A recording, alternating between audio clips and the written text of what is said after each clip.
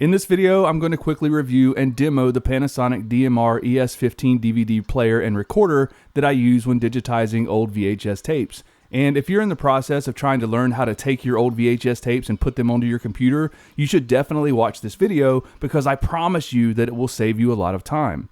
You can spend hours and hours and hours watching videos and reading forums about this stuff. Trust me, I know because that's exactly what I did.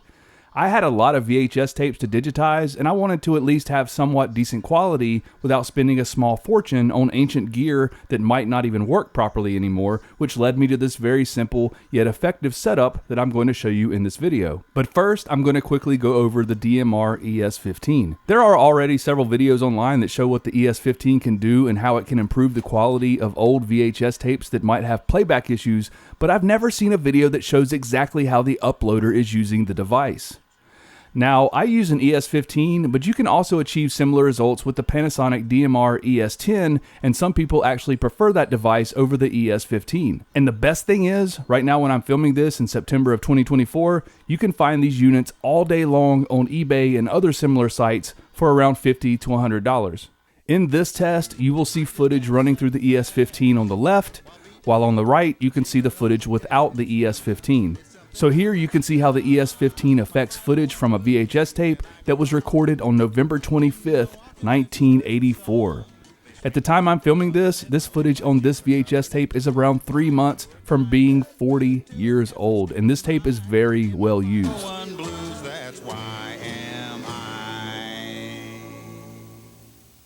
This footage you're watching now is near the beginning of the tape, and you can see there isn't much of a difference when running the footage through the ES15, even though there is still a slight improvement.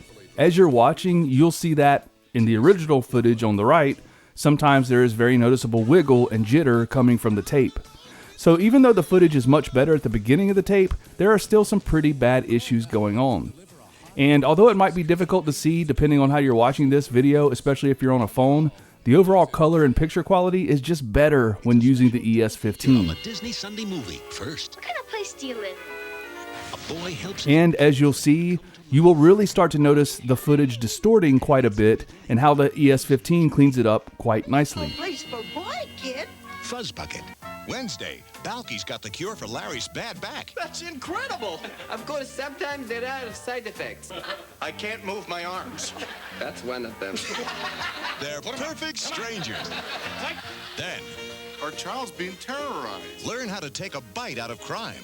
If someone is being hurt, it's okay. And now we're going to jump into footage of what many consider to be the best Star Wars film of all time, and the reason this tape exists in the first place, the Ewoks Caravan of Courage.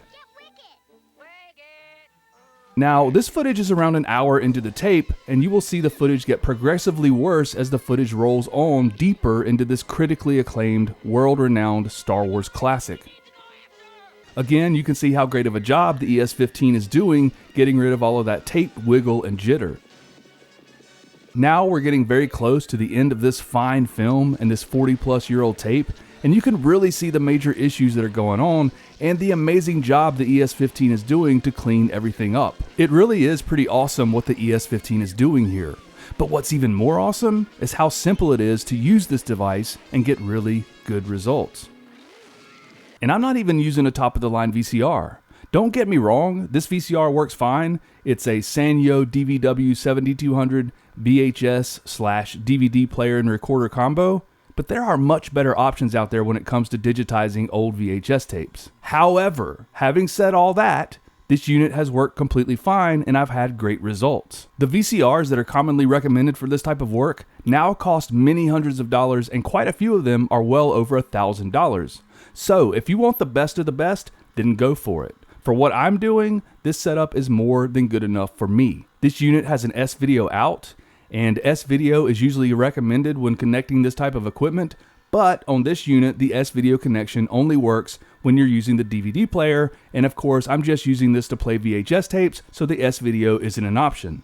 So, I come out of the VCR using the red, white, and yellow composite connections, I go out of the VCR and into the ES15 composite connections. Now, even though I don't have S-Video available on the VCR, I do have it on the ES15. So from the ES15, I run an S-Video cable out and then into my Canopus ADVC-110 converter for the video, and for the audio, I run the red and white composite cables out of the ES15 and into the audio composite connections on the Canopus 110. You will notice a very big loss in quality if you don't use S-Video when going out from the ES15 into the Canopus converter. So use the S-Video connections for video. Do not use the yellow composite cable. I have the Canopus 110 set to analog in using the button on the front of the unit right near the blue light, and on the back I run a Firewire 400 cable from the DV out port, and that goes into a Firewire 400 to Thunderbolt adapter that is plugged into a Thunderbolt port on my trusty 2013 iMac.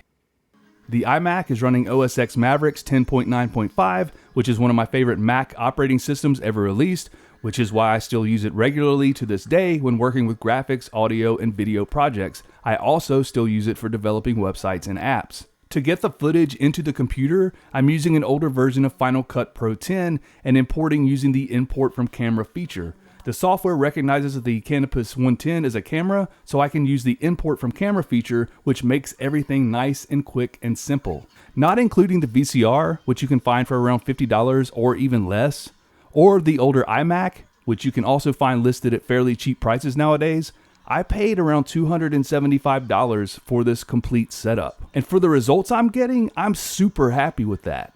Again, I'm well aware that you can get better equipment if you want to spend all of that money, not to mention tracking down equipment that you know is actually in good working order, which can be very difficult to do. By the way, check the description for any links I might have added for these items in this video.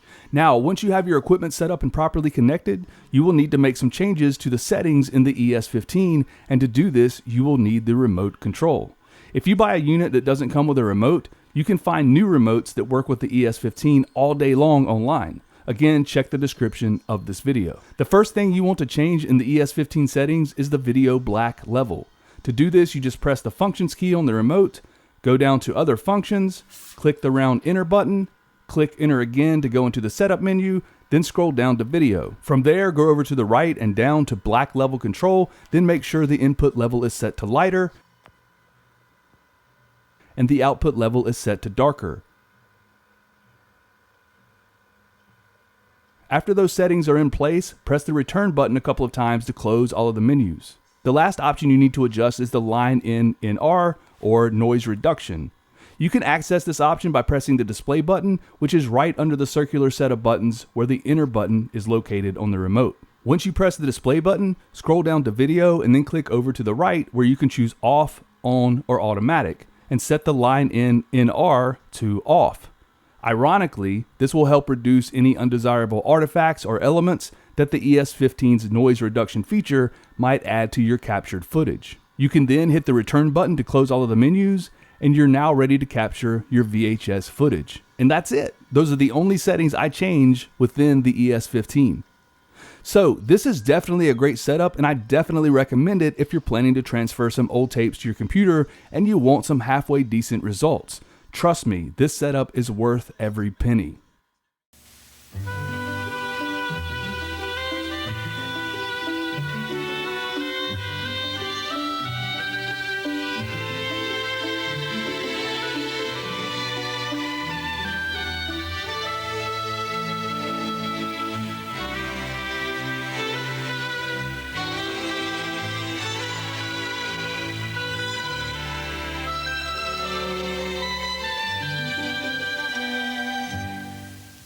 To find something that cleans and moisturizes at the same time in one bar, Dove is 1,000 times better than soap. We asked women across America to give up their ordinary soap and take the Dove 7-day test. Soap dried my skin out.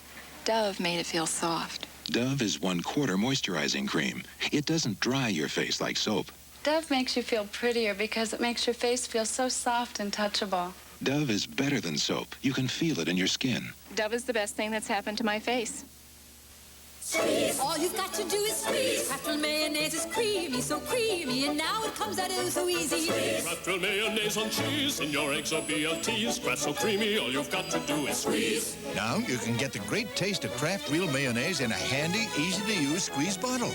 Squeeze. Kraft Real Mayonnaise to squeeze. It's so creamy on a hoagie bologna. And don't forget the macaroni. Squeeze. Kraft Real Mayonnaise to squeeze it on anything you please. Kraft so creamy, all you've got to do is squeeze. Keeping the neighborhood safe makes for a long day, but somehow you'll get through it, 'cause you're the best kid there is. It's a tough job, but someone's got to do it.